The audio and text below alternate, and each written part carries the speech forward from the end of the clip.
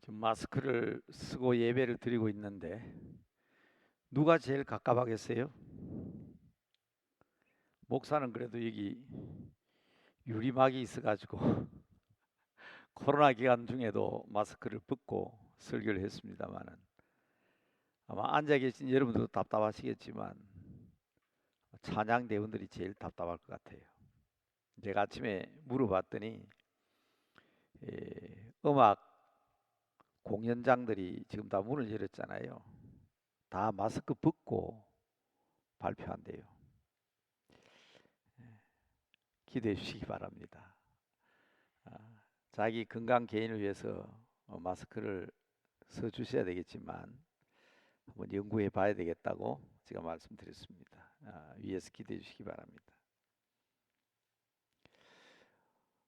문제가 생겼을 때에 우리는 그 문제의 답을 자꾸 바깥에서 찾으려고 합니다. 근데 이런 학교 다닐 때 시험 쳐보셨죠?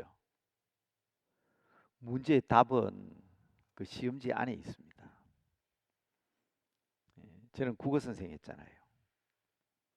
특히 국어 시험 문제는요, 답이 전부 그 시험지 안에 답이 다 있습니다. 문제의 본질은 언제나 나에게 있습니다. 그럼에도 불구하고 사람들은 문제가 생기면 환경을 핑계합니다. 지금요, 환경을 핑계하기 딱 좋은 때입니다. 정치적으로 혼란하지요. 경제적으로 어렵지요. 코로나의 횡포가 아직도 계속되고 있지요. 열흘 전에 새벽 7시부터 우리 시찰의 목사님 장로님들이 저희 교회에 모여서 국제정세와 한반도 평화에 대한 강의를 들었습니다. 가장 심각한 문제가, 가장 심각한 위기가 기후 문제랍니다. 환경에 대한 문제죠. 그런데 언제까지 환경 핑계만 되겠습니까? 그 환경의 문제가 누구로 말미암은 겁니까? 인구 문제, 전염병 창궐, 전쟁 발발, 경제적 난국, 정치 실종. 교회만 하더라도 핑계 댈 거리가 있습니다. 인구 절벽. 그날 강의 내용 가운데 지난해 태어난 어린 아이가 약 한 20만 된다 그러는데 그 중에 반은 뭐 정확하게 그렇지 않지만 남자고 반은 여자라고 치면 앞으로 10년, 20년 후에는 현재 우리는 60만 대군, 우리나라 국군이 60만 대군이라고 그러는데 10만에서 15만밖에 안 된다 그러잖아요. 대한민국을 지킬 군인의 수가 그것도 18개월이니까 1년 반이니까 15만에서 아무리 많아도 20만을 능가할 수 없습니다. 여자들까지 다 끌어들여서 군대 징집을 해도. 여러분, 교회의 심각한 문제를 우리는 과거에 주변 환경을 두고 이야기를 많이 했습니다. 저는 국어 선생을 했지만 본래 제 전공은 도덕입니다. 윤리. 그냥 도덕이라고 안 해요. 방공도덕. 참 문제입니다. 하나님이 없다고 하는 이 공산주의자들, 사회주의자들 알아야 됩니다. 이 사람들이 지금은요 엔티 크리스찬 반기독교 운동을 하는 사람들이 아닙니다. 타도 기독교입니다. 기독교를 타도하자고 지금 외칩니다. 없애버리자는 거예요. 그래서 제가 자주 말씀드렸지만 옛날에 우리가 상대하는 사람들은 난 크리스찬입니다. 비기독교인. 얼마 전까지부터 엔티 크리스찬 반기독교인, 기독교를 반대하는 사람들. 그런데 지금 우리가 앞으로 상대하는 사람은요 다도 크리스찬을 외치고 있는 사람들이라고. 근데 여러분, 이러한 외적인 문제, 환경적인 문제, 시대적인 상황 핑계하고 있으면 안 됩니다. 첫 번째 말씀드릴 것은 우리의 문제는 우리 스스로 우리 안에서 해결해야 된다. 그 중에서도 교회의 문제입니다. 진짜 교회 성장을 위해서 기도해야 할 일이 무엇인지 알아야 합니다. 가끔 우리가 생각하지도 못했던 일들이 교회 안에서 일어나고 있습니다. 저는 이것을 늘 영적인 문제라고 생각합니다. 벌써 지난 며칠 사이에 제가 세 번째 얘기합니다. 오늘 우리 자신의 문제를 짚어보려고 하는데 오해하지 마십시오. 이 말씀을 드리기 위해서 하나님 앞에 기도했을 때 제 나름대로 하나님 앞에 들은 음성이 있다고 그랬습니다. 벌써 세 번째 얘기합니다. 수요일 날, 어제, 오늘 세 번째 얘기합니다. 하나님, 우리 교회 내적인 문제를 해결해야 되는데 이 문제를 얘기하면 성도들에게 제가 돌에 맞는데요. 제가 몰매를 맞게 되는데요. 그때 하나님께서 제게 들려주신 음성은 사람들한테 돌팔매질 당하는 게 무서우냐? 아니면 네가 내한테 매 맞을래? 하는 음성입니다. 여러분 어떻게 해야 되겠어요? 사람들에게 돌에 맞아 죽은 스데반, 주님께서 보좌에서 일어나셔서 그를 맞아 주셨습니다. 혹시나 여러분 성전에 누가 돌을 가지고 들어왔겠습니까? 여러분 앞에는 성경책이 놓여 있습니다. 성경책을 집어 던져서 제가 상하는 일이 있더라도 하나님의 꾸중은 듣지 않아야지요. 서두에 이 말씀을 드리는 것을 이해하십시오. 본질을 바로 알아야 합니다. 우리는 지금 컨설팅이라는 것을 하고 있습니다. 어려운 때에 이런 방법을 써가면서 주님의 음성을 듣고 주의 종들을 통해서 하나님께서 우리들에게 하시고 싶은 말씀이 있을 것이다. 그 음성을 듣기 위해서 사실은 몸부림치는 과정 가운데 하나입니다. 저는 그분들의 입술을 통하여 하나님께서 무슨 이야기든 말씀해 주실 것이다. 저는 그렇게 믿고 있습니다. 그런데 말입니다. 그들은 손님입니다. 우리가 부탁한 일입니다. 어느 집사님의 말씀이 저는 100% 맞다고 생각합니다. 우리의 사정은 우리가 더 잘 압니다. 더구나 여러분의 영혼을 안고 기도하는 제가 우리 교회의 문제는 훨씬 더 잘 알 것입니다. 그럼에도 불구하고 하나님께서 혹시라도 어떤 말씀을 하실까? 우리가 앞으로 우리 교회가 어떤 방향으로 나가야 될 것인가? 우리가 찾지 못하는 문제점이 무언가를 부탁한 것뿐입니다. 여러분 교회의 본질이 무엇입니까? 여러분들도 교회에 대해서 걱정하지만 지난 10년 동안 여러분을 바라보면서 교회를 위하여 기도했던 제가 진단한 우리 교회의 가장 큰 문제는 무엇일까? 정말 중요합니다. 여러분 식당도 중요하고 카페도 중요합니다. 화장실도 중요하지요? 우리 교회의 경우에는 승강기가 정말 엘리베이터가 중요하기 때문에 지금 공사에 들어갔습니다.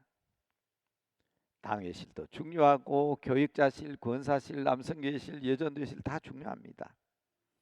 그러나 여러분 교회 나오실 때 식당 때문에 교회 나오셨습니까? 화장실 때문에 교회 나오셨습니까? 아니면 기도실이 없어서 카페가 없어서 교회 나오셨습니까? 교회의 본질은 예배입니다. 예배드리기 위해서 나오신 겁니다. 예배를 더 잘 드리기 위해서 이런 거 필요하지요. 정말 필요합니다. 예배도 빠뜨릴 수 없는 게 있잖아요. 찬송이 정말 중요하고 기도가 중요합니다. 고백이 중요합니다. 우리의 드리는 예물이 중요합니다. 그러나 기독교 예배의 핵심은 뭡니까? 설교입니다. 우리 교회의 발전과 성장과 앞으로 10년, 20년 아니 100년을 위한 컨설팅, 그게 뭐가 그렇게 중요합니까? 우리 교회가 성장하고 발전하고 모든 문제가 해결되고 주의 뜻이 시원시원하게 이루어지려고 하면 예배를 잘 드릴 수 있어야 되고 설교가 좋아야 되고, 정말 당면한 문제는 설교 잘하는 목사입니다. 이 본질 아닙니까? 뭐 더 말할 필요가 없잖아요. 제가 목사님들 모임 가운데 설교 잘하는 목사라고 얘기했다가 혼쭐이 난 적이 있습니다. 제자들이, 후배들이 신학교에서 목사 후보생을 가르치는 사람이 설교 잘한다 못한다 그런 소리 하면 되느냐고 제게 따졌습니다. 그런데 저는 설교 잘하는 사람 못하는 사람 있다고 얘기했습니다. 하나님의 말씀은 하나님이 하시는 것이지만, 그래서 원칙적으로 설교 잘한다 설교 못한다 원칙적으로는 그런 말이 없는지 모르지만 저는 분명히 설교도 잘하고 못하는 게 있다고 생각하는 사람입니다. 제가 가진 기준은 최소한도 무슨 말인지 알아들을 수는 있어야 되잖아요. 하나님께서 말씀하신 것인데 그 하나님 말씀을 증거하는 목사가 설교를 하는데 앉아서 들어보면 무슨 말을 하는 것인지 알아들을 수가 없는데 그거 어떻게 듣고 앉았습니까? 화장실 가려고 부천에서 인천에서 남양주에서 천안에서 수원에서 여기까지 온 거 아닙니다. 식당 밥 먹으려고 온 거 아닙니다. 하나님 집에 예배 듣고 설교 듣기 왔습니다. 저는 교회에 부임하는 날부터 삿대질을 당했습니다. 어떻게 목사가 설교를 못해도 그렇게 못하느냐고 저는 바로 그렇게 삿대질을 당했습니다. 그 장로님 우리 송장님한테 불려가가지고 꾸중 듣고 난 뒤에 교회를 떠났습니다만은, 아니 그날만 그랬습니까? 저는 지난 10몇 년 동안 생각해보면 설교 못한다고 엄청난 핍박을 받은 사람입니다. 충분히 이해합니다. 못 알아듣겠다 하잖아요. 1시간 동안 앉아있는데 목사님이 무슨 말 했는지 잘하고 못하고는 제껴두고 못 알아듣겠다 하잖아요. 사투리라면 사투리로 들려야 하는데 안 들린다고 하잖아요. 컨설팅, 재직해, 당해, 다 하나님의 뜻을 찾기 위한 것입니다.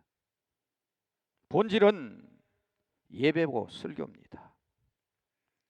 코로나 덕분에, 이 덕분이란 말을 써도 되는지 모르겠습니다. 집에서 설교를 들었는데 목사님 설교가 너무 많이 좋아졌더라. 목사님 설교가 좋아졌어요. 그래서 기대를 가지고 교회 왔는데 코로나가 끝나서 정말 우리 목사님 설교가 좋아졌으니까 이제 예배 참여하지 하고 왔는데 왜 목사님 제가 교회 오는 날은 설교를 그렇게 못합니까? 무슨 말인지 못 듣겠어요. 여러분 참 감사드리는 것은 정말 고맙습니다. 벌써 몇 번이나 뜯어 고쳤습니다. 시설이 달라지고 많이 좋아졌습니다. 그리고 저는 꿈에도 생각하지 못했던 오늘 아침에 제가 이 귀에서 빠진 걸 몰랐네요. 이런 것도 제가 한번 해봤습니다. 많이 좋아진 건 맞습니다. 그러나 여러분, 목사 설교 때문에 교회 안 나오고 집에서 지금 예배 드립니다 하는 이야기를 들을 때마다 가슴이 아픕니다. 저는 지난 10년 동안 제 자신을 탓하며 이 강단에 섰습니다.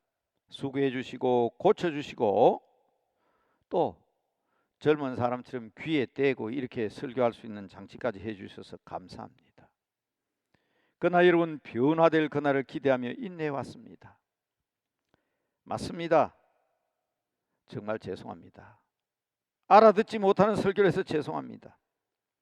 그리고 지난 10년 동안 알아듣지도 못하는 설교를 한 저를 품어주셔서 감사합니다. 그러나 저는 이 말씀을 드리지 않고 물러난다면 하나님께서 저를 꾸짖으시고 용서하지 않으실 것 같아서 드리는 말씀입니다. 내 마음에 든다고 잘하는 설교고 내 생각과 다르다고 잘못된 설교가 아닙니다. 설교는 하나님의 말씀입니다. 모든 목사님은 설교자로 훈련받은 사람입니다. 우리 교회는 이웃을 위해서, 세상을 위해서, 그리고 여러 가지 정책이나 방안 다 중요하지만은 설교 잘하는 목사님 모셔야 합니다. 왜? 동네 교회가 아니잖아요. 주옥 같은 하나님의 말씀을, 세상에서 들을 수 없는 하나님의 말씀을 듣기 위해서 1시간, 2시간 자가용을 몰고 지하철, 전철 갈아타가면서 오는 거 아닙니까? 이 일을 위해서 우리가 기도해야 합니다. 우리에게 하나님의 말씀을 알아듣도록 설교하는 목사를 보내주시옵소서. 이건 우리 교회만을 두고 하는 얘기가 아닙니다. 한국 교회를 위해서 외칩니다. 교회 안의 문제를 얘기했지만 교회 바깥의 문제도 심각합니다. 핑계할 수 없습니다. 정말 심각합니다. 하나님은 핑계하고 변명하고 남 탓하는 거 싫어합니다. 어제 새벽기도 시간의 말씀도 은혜를 받은 사람이라면 갈라디아서를 통해서 예수 그리스도를 믿는 믿음으로 구원받은 사람이라면 자신을 돌아보라는 말씀이었습니다. 교회는 하나님 중심이라 말은 하면서도 교회 안에는 자본주의 사상, 물질 풍조, 자기 과시를 위한 기만으로 가득 차 있습니다. 그래서 사람들도 수천 명, 수만 명 모인다면 그건 진짜 교회고 20명, 30명 모이는 교회는 쳐다보지도 않습니다. 세상 사람들처럼 자본주의와 물질 세계에 빠져 있으면 안 됩니다. 저는 어린 시절에, 청년 시절에 제일 많은 사랑을 받았던, 사랑을 베풀어 주신 분이 장기려 장로님인데, 저희 교회가 이렇게 있고 등을 붙여서 뒤에 산정형 교회가 있었는데 자녀들은 없지만은 그래도 아버지처럼 모시는 분이 많아가지고 그 손잡벌 되는 사람을 제가 가르치기도 했고 저희 교회 와서 자주 설교도 하셨습니다. 그때 저는 그게 무슨 말인지 몰랐어요. 나 공산주의 싫어요. 근데 그 다음 말이 무섭습니다. 나 자본주의 싫어요. 나는 하나님이 제일 좋아요. 우리는 자본주의 세상 속에 살고 있습니다. 그러다 보니 공산주의 반대인 교회가 혹 물들 수 있습니다. 여러분, 돌을 들고 오신 분 안 계시지만 가까이 있는 성경을 집어 던지시라도 이 문제에 관해서는 질타를 받아야 합니다. 지난 10년 동안 성경을 몇 바퀴 돌았습니다. 창세기부터 요한계시록까지. 그런데 아직도 스가랴서가 어디 붙어 있는지 모르신다면 물론 제가 잘못 가르친 제 잘못입니다. 차라리 팔매질을 하십시오. 그러나 분명하게 분별하십시오. 스가랴는 외칩니다. 만군의 여호와께서 말씀하시되 이는 힘으로 되지 아니하며 능력으로 되지 아니하고 오직 나의 영으로 되느니라. 가장 위대한 지도자로 불리는 성경적 지도자가 스룹바벨입니다. 70년 동안 포로 생활하고 돌아왔는데 폐허입니다. 성전도 없고 예루살렘 도시도 없었습니다. 사람도 없었습니다. 성전을 다시 짓고 예루살렘 성벽을 다시 재건하고 사람들을 다시 불러 모아서 새로운 이스라엘로 시작하게 한 이가 스룹바벨입니다. 여기 목사님들이 계시지만 성경적 지도자론 하면 스룹바벨을 들고 나옵니다. 이 말씀이 누구에게 한 말이라고요? 스룹바벨에게 하나님께서 하신 말씀이라고 스가랴는 얘기하고 있습니다. 하기야 이게 하나님 영으로 하신 말씀인지 내 생각인지 내 자신도 분별이 안 되는데, 그러면 기도라도 해봐야 될 텐데. 세상에 지위와 명예가 필요할 때가 있습니다. 저는 우리 교인들이 부자 되기를 원합니다. 그래야 잘 사는 사람들이 많아야 세상에 빛도 하고 소금도 될 것 같아서 말입니다. 교회가 경제적으로 비난하고 운영이 어려우면 되겠습니까? 그래서 저는 성도들이 부자가 되고 자녀가 잘 되고 풍요로운 삶이 되기를 기도합니다.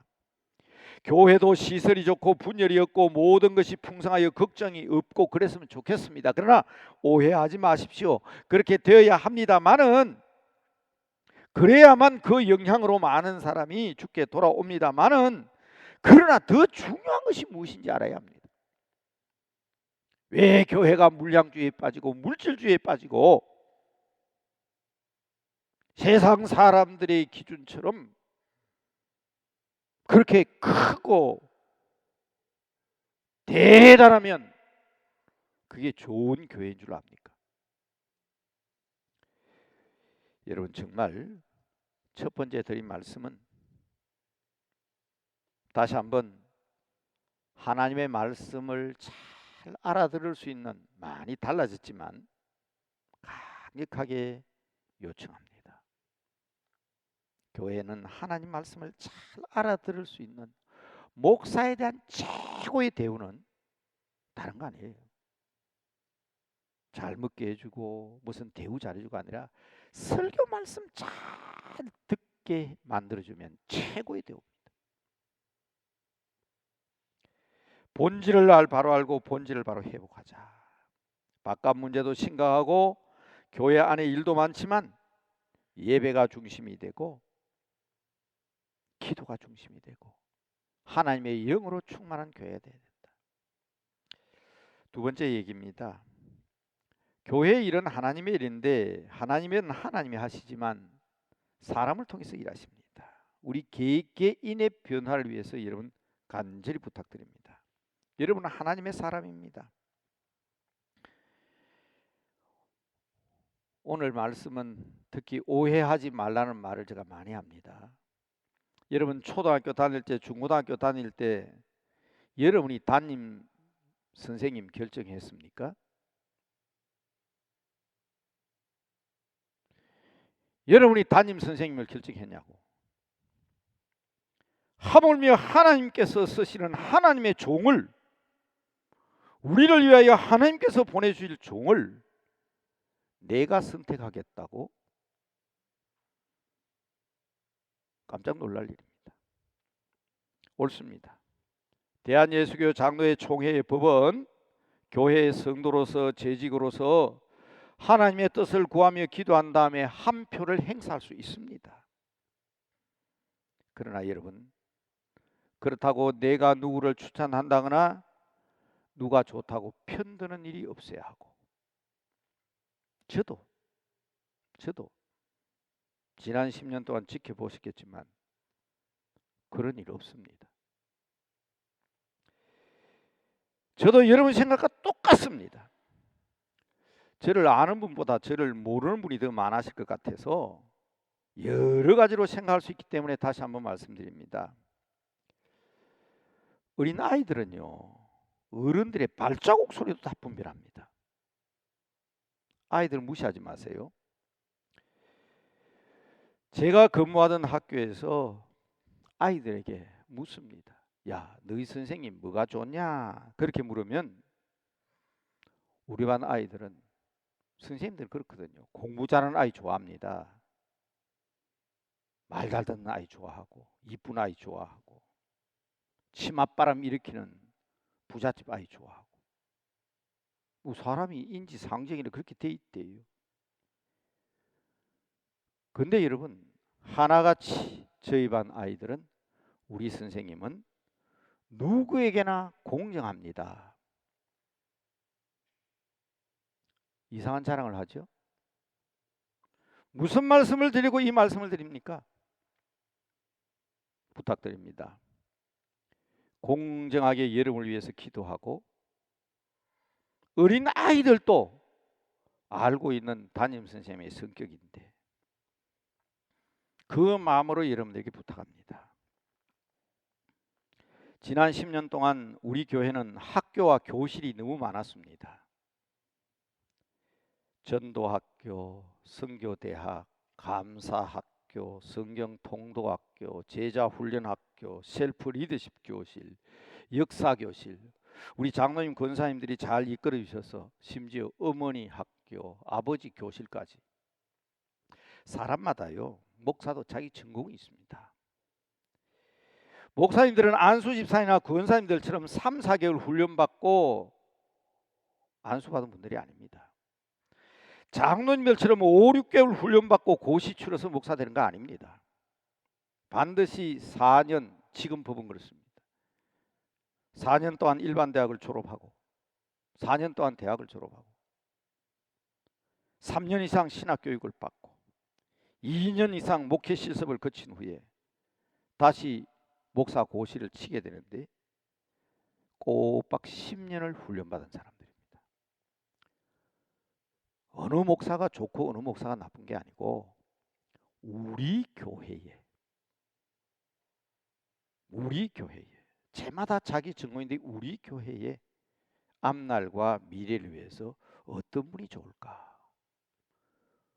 그거 우리 한번 확인해 보자는 게 컨설팅이에요. 여기서 뭐 하자는 거 아니에요. 이런 판사, 검사, 공무원들이 이렇게 교육받고 임직합니까? 제가 여러분들에게 이렇게 말씀드리는 것은 언제 제가 저를 인정해달라고 부탁드린 적이 있습니까? 이제는 저에 대한 이야기가 아니기 때문에 마음 놓고 얘기 드리는 겁니다. 신학교도요, 예전처럼 실력만 가지고 입학하고 신학생 받아들이지 않습니다. 지금은 인성검사에 합격하지 않으면 신학교 입학 못합니다. 성격검사 다 합니다. 가정생활을 다 검사합니다. 그렇지만 아예 입학시험을 받아주질 않습니다. 이제 곧 보면 아시겠지만 제가 이런 얘기를 하는 것은 우리 교회만을 두고 하는 이야기가 아닙니다. 영상으로 전국으로 다 나가고 있습니다. 지금 이야기하는 게. 온 한국 교회를 향해서 외치는 말씀입니다. 여러분, 첫째는 본질을 회복하자는 것이지만 두 번째는요, 우리 스스로 우리 자신을 한번 돌아보고 우리 스스로 하나님 앞에 바로 서 있는가를 점검해야 합니다. 한국 교회만 그런 거 아닙니다. 이제 세상 사람들과 성도들까지도 교회에 대해서 기대를 하지 않습니다. 지금은요. 이 시대는 지금 교회에 대한 기대가 사라져버린 시대입니다.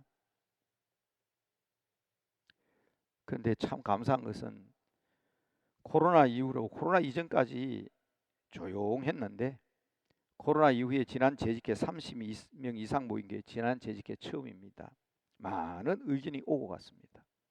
저는 하나님 앞에 감사했습니다. 세상이나 성도들이 교회에 대해서 기대를 하지 않는데 교회에 대한 희망과 기대를 가지고 나오신 분들이다. 여러분 힘내십시오. 저는 어제 새벽 청청병력 같은 소리지만 설교하면서 제가 그런 얘기를 했습니다. 대한민국의 6만 개의 재산 다 내놨으면 좋겠다. 전부 다 그냥 다 내놨으면 좋겠다. 땅고, 집고, 부동산, 교육관 다 내놨으면 좋겠다. 하도 세상 사람들 비난하니까 그거 몽땅 모아가지고 나라와 이웃을 위해서, 세상을 위해서 그냥 내어놓고 모든 교회들이 맨 땅에서 새로 시작하면 어떻겠냐. 기억하십니까? 어제 새벽에 제가 얘기했습니다. 우리 선배들은 그렇게 했잖아요. 뭐가 있었습니까? 맨 땅에서 시작했잖아요. 지하에서, 옥상에서 그렇게 시작해서 오늘 이렇게 이루었으니까 이제 이렇게 이루고 다 내놓자. 대한민국 6만 개가 전부 다 내놓자 말이야. 왜 세상 사람들이 교회에 대해서 기대 안 하고 싶이 교회를 비난하니까. 그리고 우리는 뭘 못해요? 우리 선배들이 그렇게 했는데 우리는 왜 못합니까? 답답해서 하는 얘기입니다. 여러분, 교회는 일하는 곳입니다. 교회는 저축하고 재산 축적하고 돈벌이 하는 곳이 아닙니다. 무엇을 하자고 하면 예산이 있습니까? 재정이 있습니까?부터 묻습니다. 저는 옛날부터 하던 말이 있는데 버려놓고 보자. 버려놓고 보자. 하나님의 일은 하나님이 하시는데, 한국교회 지도자들인 목사들은 다 지쳐있고, 교회마다 목사들은 다 지쳐있고, 성도들은 교회에 대해서 기대도 안 하고, 이 앞으로 우리 한국교회 어떻게 해야 되겠습니까? 정말 한국교회 성도들은 교회에 대한 새로운 기대를 가지고 새롭게 시작하는 의욕을 가져야 하고, 목회자들은 능력의 한계를 느끼고 모두 쓰러져 있습니다마는 이러한 때에 스룹바벨과 같은 지도자를 통해서 하나님의 말씀을 들어야 합니다. 성도들의 기대와 관심이 아버지의 집인 성전을 향해서 거룩한 말씀으로 귀를 기울이는 그런 때가 돼야 합니다. 저는 컨설팅 할 때마다 혹시라도 우리의 기도가 앞서야 되는데, 혹시라도 기도보다는 프로그램, 기도보다는 어떤 계획, 기도보다는 어떤 인간적인 기획이 앞설까 염려하고 있습니다. 저도 기도하고 있습니다. 그러나 두렵습니다. 그러나 분명하게 말씀드립니다. 바울은 위대한 계획을 세웠습니다. 아시아의 복음을 위하여 비두니아로 가는 계획을 세웠습니다. 그러나 그는 비두니아의 길이 막혀도 성령님의 뜻을 따라서 발길을 마게도냐로 돌렸습니다. 오늘의 말씀의 결론입니다. 오직 하나님의 성령으로 다시 일어서야 합니다. 우리들이 일어서야 됩니다. 용기를 잃지 않아야 됩니다. 예전에는 더 힘들고 더 어려운 일이 있었습니다. 그래서 말씀드립니다. 한번 따라합시다. 감당할 수 있습니다. 감당할 수 있어요. 이는 힘으로도 되지 아니하며 능력으로도 되지 아니하고 오직 나의 영으로 되느니라. 이 본문 말씀 아닙니까? 나의 영, 성령님이 아니면 아무리 훌륭한 인재도 소용이 없습니다. 아무리 좋은 프로그램, 아무리 많은 예산도 아무것도 아닙니다. 저는 남대문 교회 10년, 100년 프로젝트 컨설팅 답이 나와 있다고 생각합니다. 이 답을 전제로 하고 우리가 기도해야 됩니다. 하나님, 스룹바벨 같은 지도자를 세워주십시오. 이 첫 번째입니다. 두 번째로는 우리들이 정신 차리고 세상처럼 낙심하지 아니하고 일어서게 하옵소서. 지난주 중에 어느 권사님이 질문을 했습니다. 목사님, 항존직으로 선택되어 목사님에게 교육을 받을 때 목사님이 컨설팅이니 교회 질병을 진단하는 전문가라고 해놓고 왜 이런 일을 하게 되었냐고 얘기하셔서 제가 간단하게 대답했습니다. 저는 제 머리 못 깎습니다. 그러고 끝냈습니다. 원로 장로님들, 시무 장로님들, 그리고 저와 이야기를 나눈 분들이 다 지금 여기 계십니다. 부임하는 날부터 알아듣지 못하는 설교라고 핀잔을 받고, 어떻게 설교해도 그렇게 못하는 설교를 하는 사람이 우리 교회 목사로 왔느냐고 얘기할 때도 수없이 이야기하고 강단에도 말씀드렸습니다. 남대문 교회에 가장 적합한 사람만 찾으면 그분을 세우자. 기도하는 분들이,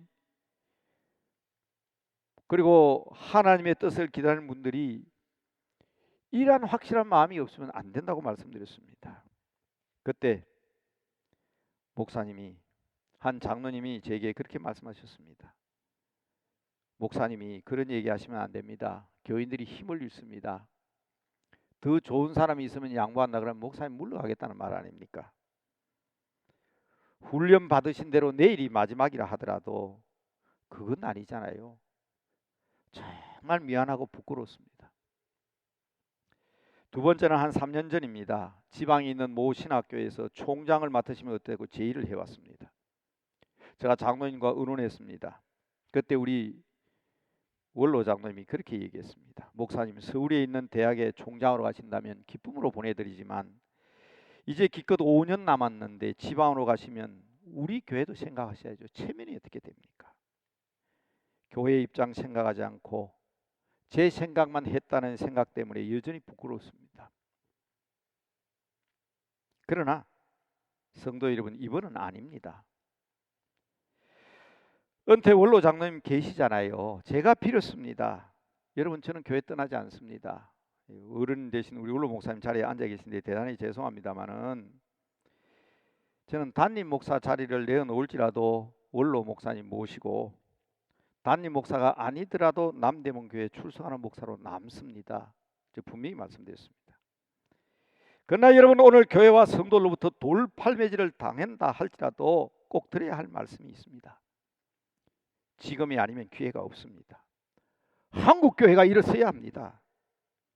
그래서 저는 내년이면 안식년이고 1, 2년 담임을 맡더라도 무슨 일을 더 하겠습니까? 70세에 은퇴하면 쉬어야지. 70살 넘긴 목사가 무슨 일을 하겠습니까? 첫째는 남대문 교회를 위해서, 두 번째는 한국 교회를 위해서, 그리고 세계 선교를 위해서 기회를 달라고 부탁했습니다. 성도 여러분, 어른들은 저희 제안을 받아들였고 저는 이 일을 위해서 여러분들에게 발표를 했습니다. 성도 여러분, 함께 기도해 주시기 바랍니다. 저는 이미 6만여 한국교회를 위해서 새 일을 시작했습니다. 압니다. 여러분의 요구사항을 압니다. 그러나 여러분, 새 포도주를 담을 새 부대를 위해서 기도해 주시기 바랍니다. 하나 안타까운 것은 서울 사람들은요, 시장이 가까우니까 헌 신발 벗어놓고 맨발로 새 신발 사러 가는지 모르겠습니다. 그러나 여러분, 저는 시골 출신이라 십리길 걸어서 신발 사러 가라 그러면 맨발로 못 갑니다. 헌 신발 벗어 던지고 새 신발 신겠다고 맨발로 십리길 못 걸어갑니다. 발에 맞는 새 신발이 여러분들을 찾을 때까지 기도하며 기다리고 있을 뿐입니다. 조급한 마음 가지지 마십시오. 이 부탁입니다. 마음을 같이하여 기도하심으로 한국교회 모태로서, 모짜리 교회에서 부끄럽지 않는 어머니 마음으로 주의 뜻을 기다리며 스룹바벨과 같은 위대한 지도자를 주시옵소서 기도하자는 것인데 자꾸 헌 신발부터 벗어 던지라 하지 마십시오. 그래서 우리들도 스룹바벨을 통하여 알아들을 수 있는 주의 음성을 들을 수 있으면 좋겠습니다. 거룩한 성령의 능력으로 우리 교회도 변화되어야 되지만 한국교회, 세상까지도 변화시킬 수 있는 우리 교회가 되어야 됩니다. 우리 교회는 지역교회 아닙니다. 목사님, 다른 교회는 마을에서 뭐 하던데요, 다른 교회는 뭐 하던데요. 우리 교회는 그런 교회가 아닙니다. 한국교회 어머니 교회고 138년의 역사를 가진 6만 교회 어머니 교회입니다. 자존심을 가지셔야 합니다. 그리고 우리 교회가 우리 교회만의 변화가 아니라 한국교회를 위해서 무엇을 할 것인가를 생각하시면서 오늘의 기도 제목을 유의해서 보시기 바랍니다. 첫째는 주님의 몸된 교회를 위해서 기도해 주시기 바랍니다. 두 번째는 여러분, 한 사람 한 사람의 심령이 스룹바벨을 통해서 주의 음성을 들었던 그 음성을 우리도 듣게 해달라고 우리의 심령 변화를 위해서 기도해 주시고, 마지막으로는 세상까지 새롭게 변화시켜야 되는 귀한 사명이 우리들에게 있기 때문에 주의 일을 방해하는 세력들이 사라지게 하시고 주의 영으로 힘으로, 능으로, 물질로, 자본주의 세계로 되는 것이 아니라 하나님의 말씀으로 된다는 것을 기억하시고 함께 기도하시기 바랍니다. 기도하십시다.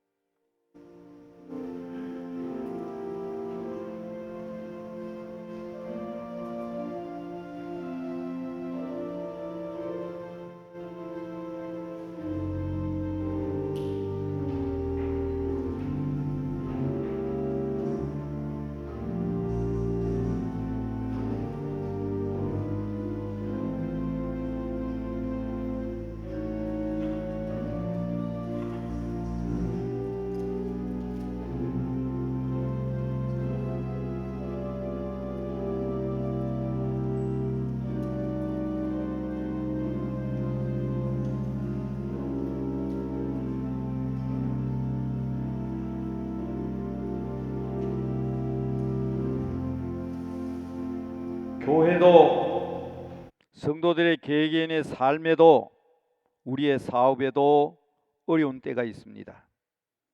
그러나 그 어려운 때를 극복함으로 전화위복의 복을 주시는 분은 하나님이십니다.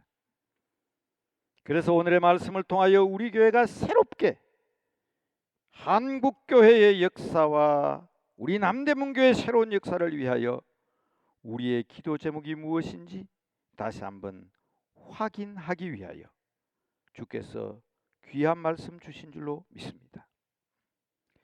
우리 스스로 남을 핑계하고 원망하고 남을 탓하기보다는 성령님의 음성을 듣고 주의 뜻을 이루는 교회가 되고 성도가 되게 하여 주시옵시며 우리가 간절히 기도하고 있는 놀라운 능력의 역사를 행하게 하시되 거룩한 주의 교회와 하나님의 사역을 위하여 방해하는 악한 사탄들이 틈타지 못하도록 우리도 주의 영으로 새롭게 되는 변화의 역사를 체험케 하옵소서. 언제나 우리들을 사랑하시고 우리들을 위하여 귀한 말씀으로 깨닫게 하시는 거룩하신 우리 주 예수 그리스도 이름으로 기도드리옵나이다. 아멘.